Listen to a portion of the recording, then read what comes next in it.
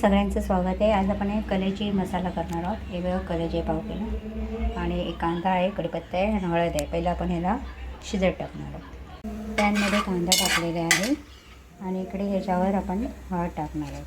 तिकडे तेल टाकत आहे।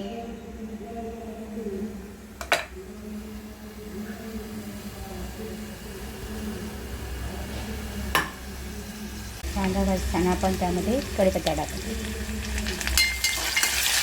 आपला कांदा भाजून होते तर त्यामध्ये आपण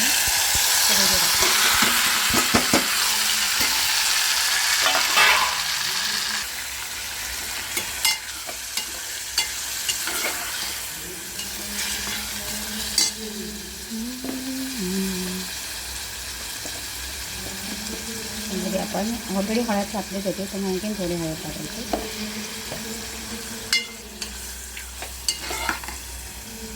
मस्तपैकी आपली कलेजी मसाला पण करणार आहे।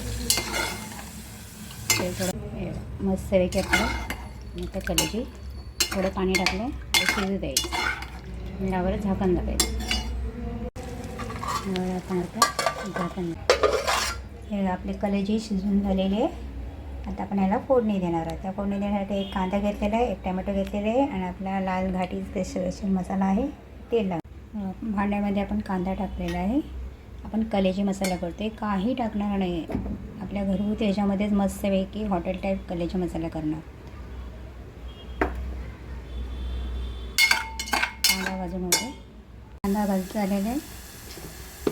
त्यामध्ये आपण टमॅटो टाकायचं।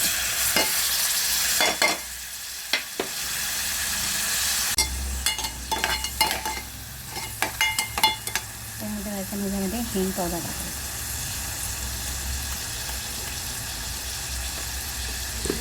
नंतर आपला लाल तिखट मसाला जे स्पेशल आहे ते 2 चमचे टाकायचे आणि भाजायला पूर्ण भाजू द्यायचं। मसाला पूर्ण भाजलेला आहे। आपण कढीपत्ता नाही टाकला कारण कढीपत्ता आपण फोडणी देताना टाकला होता, पुण्यात परत नाही टाकला। आता यामध्ये आपलं जे शिजवलेली कलेजी आहे ते यामध्ये टाकायचे।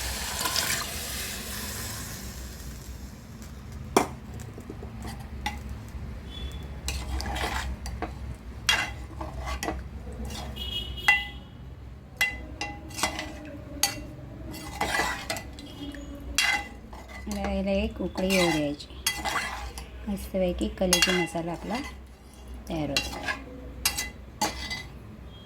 मस्तपैकी आपला कलेजी मसाला झाला। भाताबरोबर खाण्यासाठी, चपातीबरोबर खाण्यासाठी।